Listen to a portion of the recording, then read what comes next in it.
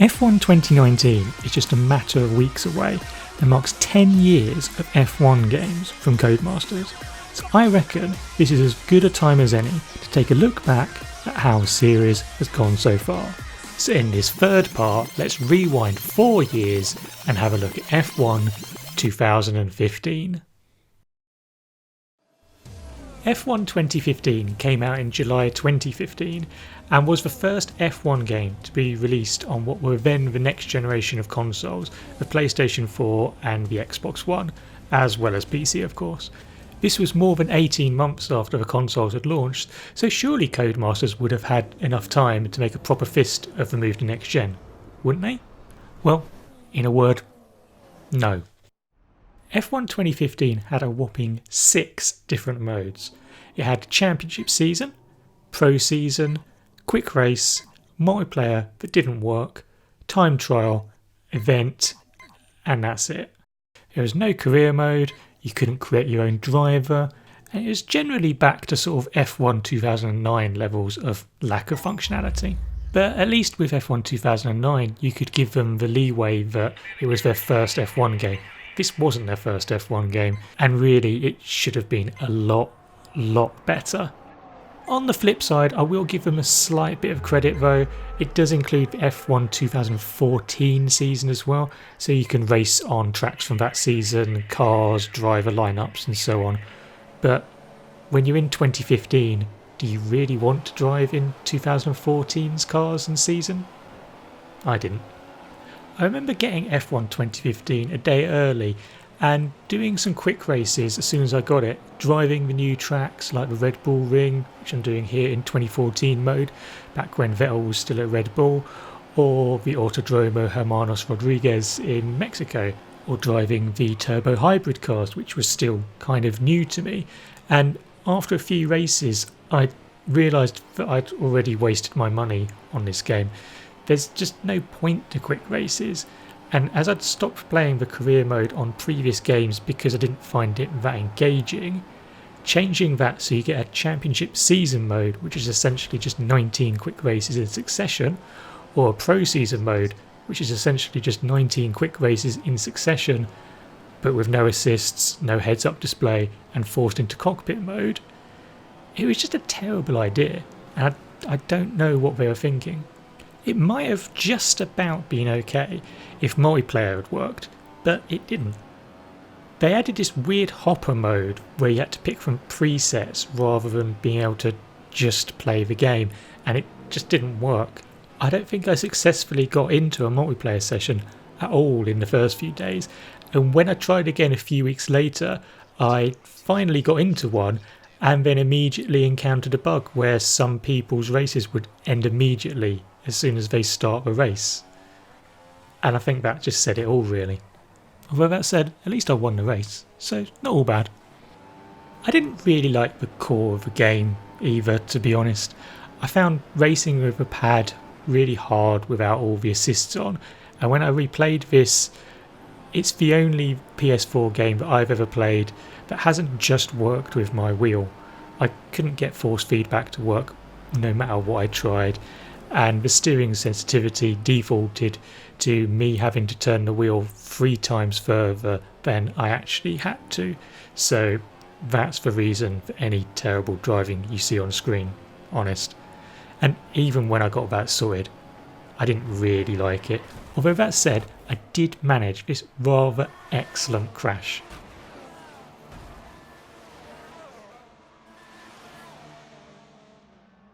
Which is probably the best thing that F1 2015 has ever done. Also, I love how it was Maldonado who hit me there. Very, very realistic. So in summary, F1 2015 was a game that didn't handle well, had key features missing, didn't work online, and was all in all a bit of a shambles. As such, I'm going to give F1 2015 a 1 out of 10, and that 1 is for the crash I just showed you. So after a couple of ropey efforts, Codemasters really needed to pull their finger out with the next instalment. That next instalment was F1 2016. F1 2016 came out in August 2016 and was a massive step back in the right direction. The game itself included all 21 tracks from the 2016 F1 season, meaning a debut for the Baku City circuit in Azerbaijan, sadly without all the well done Baku signs, as well as the return of a safety car, which was missing in F1 2015, the addition of a virtual safety car, and the return of the career mode. You also saw the formation lap introduced, even if in my experience it did end up being an exercise in punting people off. So career mode was back. You could now do 10 seasons in career mode should you want to, and it moved a lot more back towards the career mode from F1 2010, with engineers, you having an agent, and generally tried to, in Codemasters, his own words anyway, create the deepest ever career experience. I think it was just trying to actually get that sort of engaging experience, sort of the atmosphere that the older games had, and I think it did actually kind of work. I think I got about halfway through season 1 with Renault myself, and I did enjoy it, but I do remember not particularly enjoying racing against the AI on this game.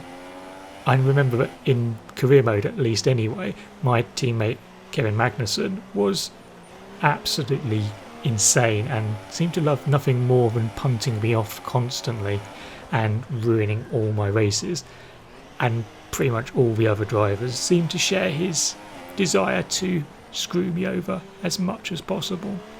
That said, I did really like the handling model on this game, especially once I got myself a steering wheel. I remember my first proper race with the wheel was a league race around Japan in the wet. I had the force feedback set on far too high and it made it almost impossible to actually turn the wheel, and I had my wheel attached to an ironing board that I sat in front of a TV with, and it was brilliant. I'd always been put off getting a wheel by a bad experience with a Jordan F1 wheel that I got with Gran Turismo 1 back in the late 90s, which was so bad I struggled to even drive in a straight line. But I'm so glad that I did actually bite the bullet and get a wheel, because for me anyway, it took the game to a whole new level. Multiplayer also took it to another level, and although it rarely went well for me,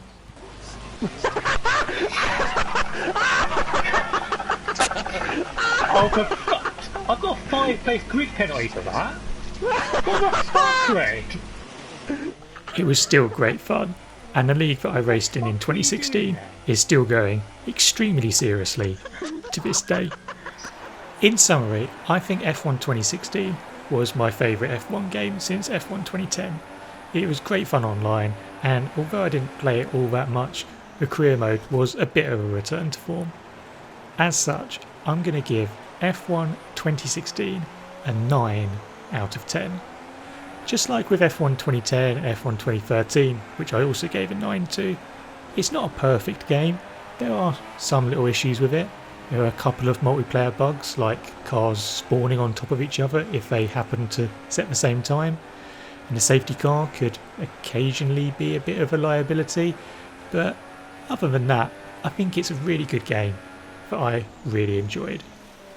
So now that Codemasters had found their feet on the PS4 and Xbox One generation of consoles, would they be able to keep it up with their next effort, F1 2017? F1 2017 landed in August 2017 and aimed to take another step forward from F1 2016 with a massively expanded career mode, a new championship mode, which I'm not sure anyone has ever actually played, and the return after a 4-year absence of the classic cars. This time there were slightly more recent classics from the 2000s, going right up to the 2010 Red Bull, and McLaren were along the ride as well, which was great. There were no classic tracks though, with their place taken by alternative, aka shorter, layouts at Bahrain, Great Britain, Japan and the USA. Nice idea, but in practice I don't think I ever raced on these more than once or twice, and usually that was only when they were shoehorned into the career mode, when you had to drive some classic cars for a guy with terrible hair and a beard. Again, Nice idea to try and get the classic cars integrated into the career mode, but not sure it worked for me.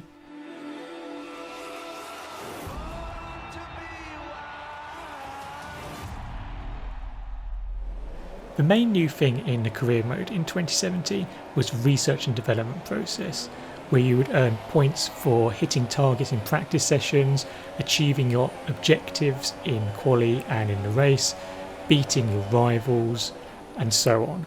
You could then spend those points in areas that you chose to upgrade your car. So if you wanted to focus on your aerodynamics, then you could put more points into that. If you thought you had a bit of a weak engine, then put all the points into that, and so on. And it meant you could upgrade your car as it needed to be and in the way you wanted, which is a really neat way to do it. And I do like the idea. I started with McLaren, so obviously I started putting all of my points into the engine because that 2017 Honda was not the best.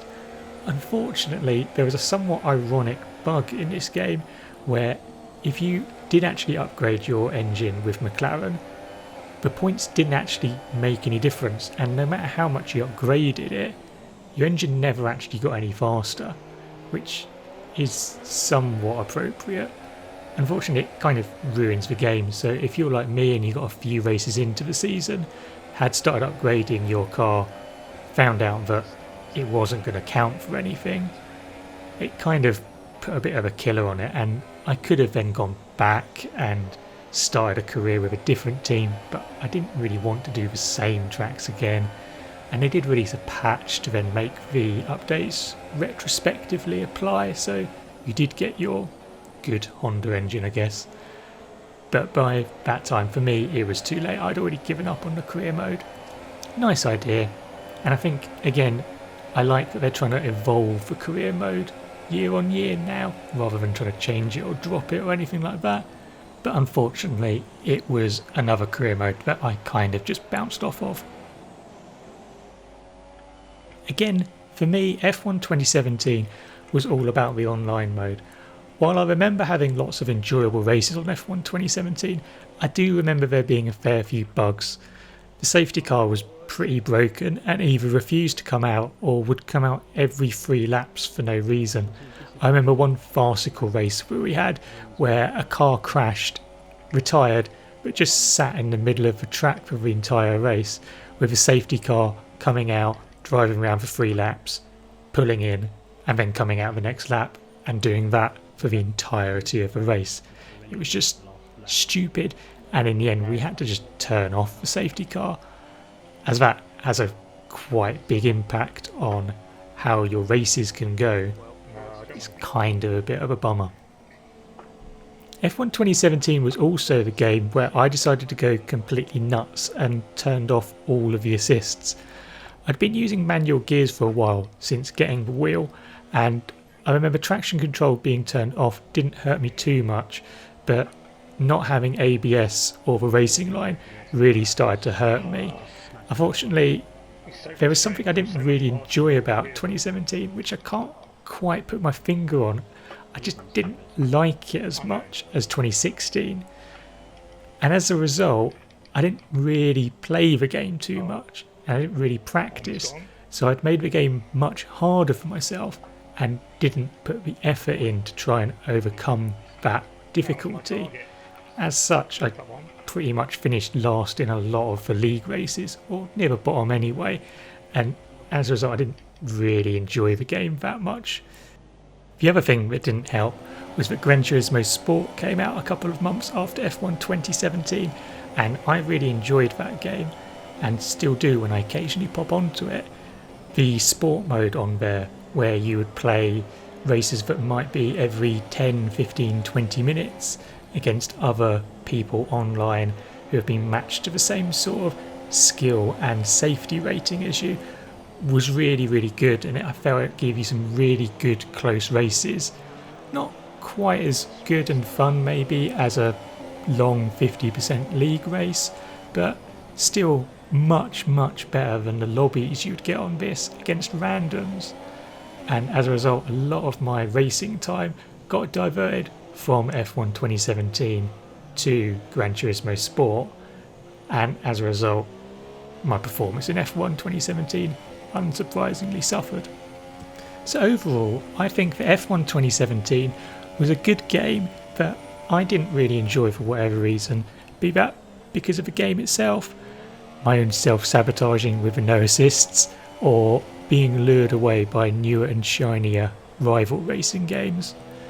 But I think the game itself was pretty good, and as such I'm going to give F1 2017 an 8 out of 10. It was a good solid entry, so well played Codemasters. And that gives us just one game to look at, the most recent F1 game to come out just 9 months ago, F1 2018.